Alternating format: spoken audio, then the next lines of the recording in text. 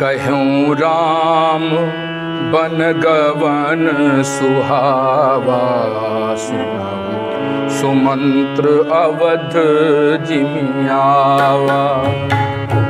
कहूँ राम बन गवन सुहावा, सुनाऊं सुमंत्र अवध जिमियावा। फिरेऊ निषाद प्रभु ही पहुँचाई, सचिव सहित रथ देखिस जाई। मंत्री विकल बिलोकी निषादु, कहीं न जाई जस भयऊ विषाद। राम राम सिय लखन पुकारी, परेऊ धरनी तल व्याकुल भारी। देखी दखिन दिशि भयहि नाही, जन बिनु पंख बिहग अकुलाहि। जन बिनु पंख बिहग अकुलाहि, जन बिनु पंख बिहग अकुलाहि।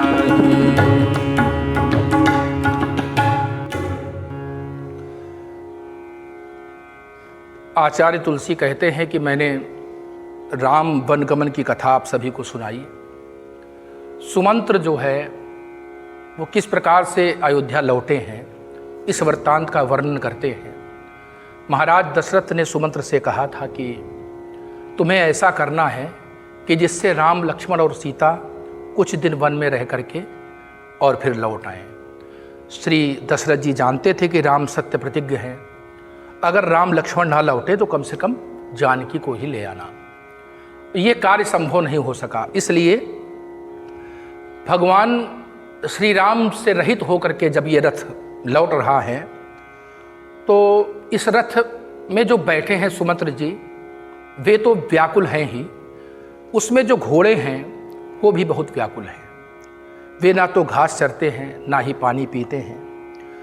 इस प्रकार से सुमंत्र को लौटा हुआ देख करके निषाद राज कहते हैं कि भैया हर प्रकार से धैर्य धारण करना चाहिए, तुम पंडित परमारथ ज्ञाता। यहाँ पर सुमंत्र जी को पंडित कहा गया है। वास्तव में पंडित जो है परिपक्व बुद्धि वाले को कहते हैं, जिसको अच्छे बुरे का ज्ञान हो, जो वस्तुतः विज्ञानी है उसे ही पंडित कहते हैं। पंडा संजाता बुद्धिर्यस्य सः पंडितः। जो परिपक्व बुद्धि वाला व्यक्ति होता है तो कहते हैं कि आप तो पंडित हैं, परमार्थ को जानते हैं, इसलिए ऐसा कह रहे हैं कि परमार्थ को जानते हैं, सुख दुख हानि लाभ जीवन मरण ये तो सब ईश के अधीन हैं, इसलिए आप जो है धैर्य धारण करिए। अगर आप ही धैर्य छोड़ देंगे तो कैसे काम बनेगा। बार बार निषाद राज जी समझाते हैं उनको, और इसके बाद में सुमंत्र जी अब चल पड़ते हैं अयोध्या की ओर। चले अवध रथ ले निसारा, छनहि छन मगन विषाद। सोच सुमंत्र विकल दुख दीना, सोच सुमंत्र विकल दुख दीना। दिग्जीवन रघुबीर विहीना, रहि न अंतहु अधम शरीरु। जस न लहु बिछुरत रघुबीर।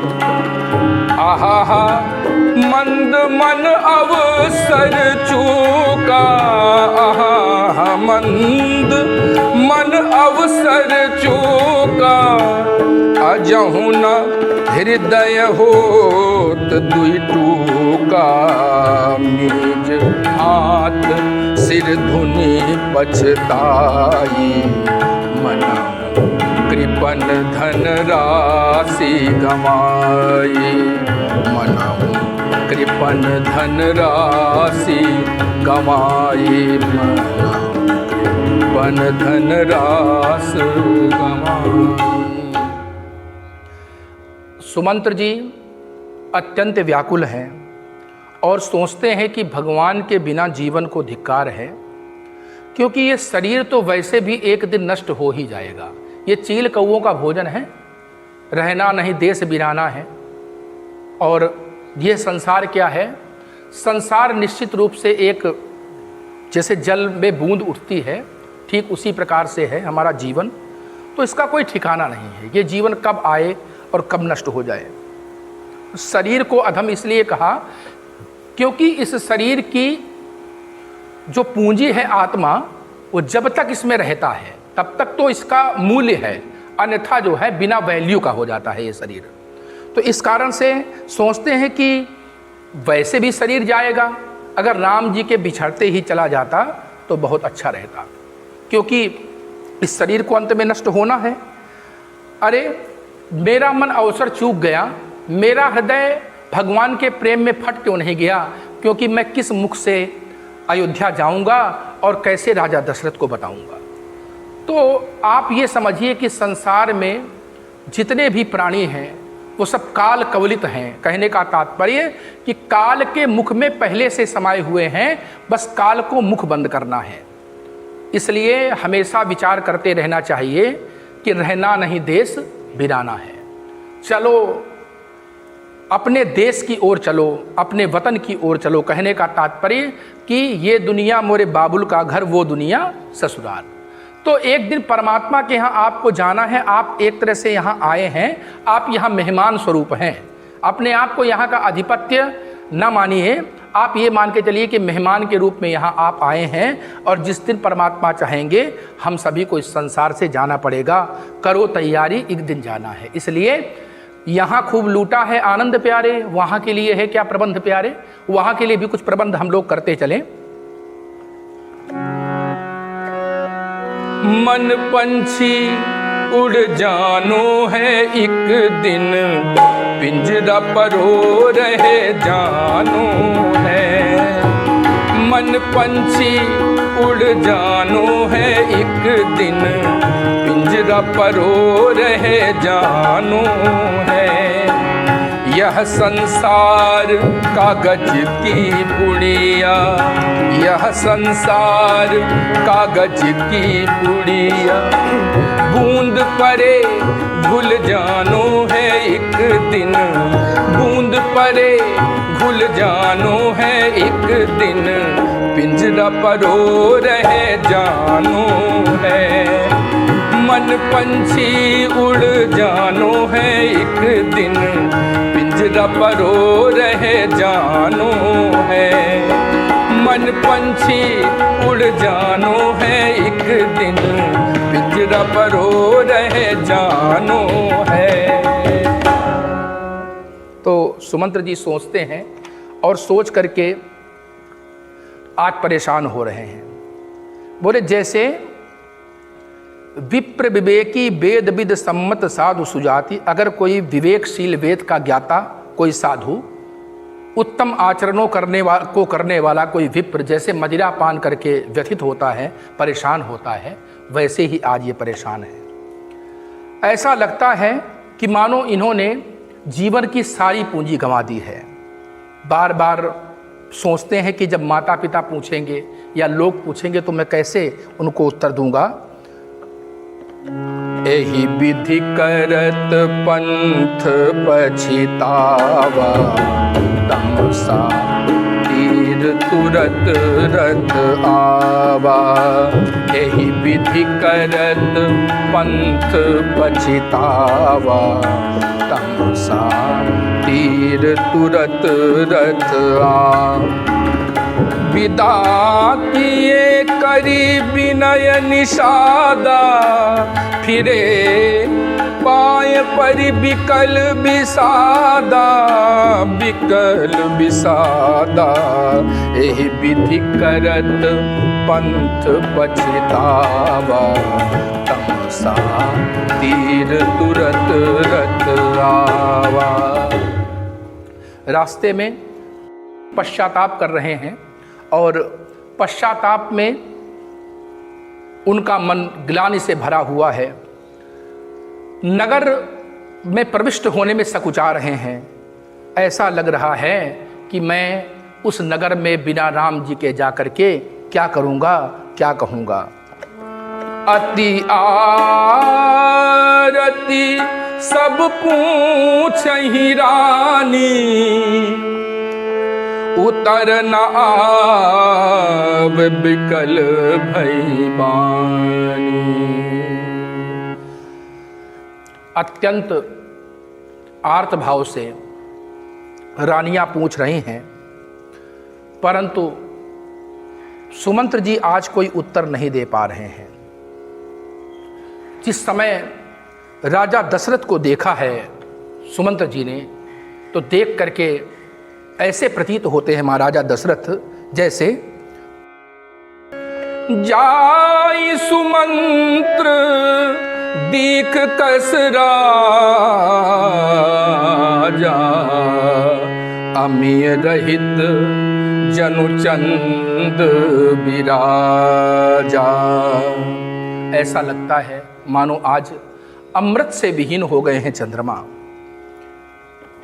आसन शयन विभूषण हीना, परे भूमि तल निपट मलीना। ले उसास सोच एहि भांति, सुरपुर ते जनु खसेऊ जजाति। राम राम कहा राम सनेही, पुनि कहा राम लखन वैदेही। भूप सुमंत्र लीन उर लाई, कछु आधार जनु पाई। राम कुशल कहु सखा सनेही, कहाँ रघुनाथ लखन वैदेही। आने पेर की बनहि सिधाए, सुनत सचिव लोचन जल छाए। शोक बिकल पुनि पूछ नरेशु, कहु सिय राम लखन संदेशु। राउ सुनाई दीन बनवासु, सुनि मन भयउ न हरस हरासु। सो सुत बिछरत गए न प्राणा, को पापी बड़ मोहि समाना। को पापी बड़ मोहि समाना, को पापी बड़ मोहि समाना। बारंबार पूछते हैं कि राम लक्ष्मण और सीता लौट आए हैं या नहीं लौटे। हे मित्र, हे मंत्री, अगर तुमने राम लक्ष्मण सीता के दर्शन नहीं कराए तो मैं इस संसार में अब रह नहीं पाऊंगा। सखा राम सिय लखन जहाँ, तहाँ मोहि पहुँचाव। नाही तचात चलन अब प्राण, कहूँ सति भाव। हे मंत्रीवर, तुम मेरे पुत्रों को जहाँ छोड़ के चले आए हो वहीं मुझको ले चलो, नहीं तो मैं निश्चित रूप से अपने प्राणों का परित्याग कर दूंगा। तो सुमंत्र जी बताते हैं कि मैंने बहुत प्रयास किया महाराज, पर राम लक्ष्मण सीता को मैं वापस नहीं कर सका। आपने जो संदेश कहा था कि अगर राम वापस ना आए तो मैं पुत्र वधू सीता को ही ले आऊं, मैं उसमें भी सफल नहीं रहा। और आपकी आज्ञा सिरोधार्य करके तीनों वन को चले गए हैं। यद्यपि लक्ष्मण जी ने कुछ कटुवाणी कही थी, पर श्री राम जी ने उन्हें भी मना कर दिया और कहा है कि आप जो है राज्य काज करिए, भरत शत्रुघ्न इत्यादि को देखिए। 14 वर्ष व्यतीत होने के बाद में मैं जो है आपके चरणों में सिर नवाऊंगा। इस प्रकार से महाराज दशरथ ने जब ये प्रसंग सुना तो उनका मन ग्लानि से और दुख से भर आया। प्राण कंठगत भयउ भुवालु, मनि विहीन जनु व्याकुल ब्यालु।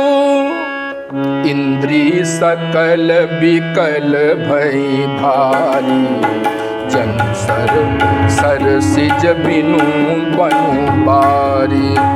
कौशल्या नृप दीख मलाना, रवि कुल रवि अथयउ जिय जाना। उर्धर धीर राम महतारी, बचन सप्रेम तुहारी। उर्धर धीर राम महतारी, वचन समय अनुसारी। जिस समय कौशल्या जी ने देखा कि महाराज दशरथ की परिस्थितियां अब ठीक नहीं हैं, कंठ में प्राण आ गए हैं, तो समझाती हैं कि हे महाराज, आप तो परमार्थ के ज्ञाता हैं। श्री राम लक्ष्मण और जानकी वन से पुनः आएंगे। आप संपूर्ण समाज के कर्ता धर्ता हैं, परिवार के, अयोध्या के। अगर आपने धैर्य रख लिया तो ये जहाज जो दुख का है इसको हम पार कर जाएंगे, अन्यथा फिर तो बहुत विचित्र स्थिति हो जाएगी। अब बार बार समझाती हैं पर आज श्री दशरथ जी को समझ में नहीं आया है। धरि धीरज उठ बैठ भुवालु, धरि धीरज उठ बैठ भुवालु। कहु सुमंत्र कहाँ राम कृपालु, कहाँ लखन कहाँ राम सनेही। कहाँ प्रिय पुत्र बधू वैदेही। बिलपत राउ बिकल बहु भांति, भई जुग सरिस सिरात नराती। तापस अंध साप सुधि आई, कौशल्य ही सब कथा सुनाई। भयउ बिकल वर्णत इतिहासा, राम रहित धिग जीवन आसा। भयउ बिकल वर्णत इतिहासा।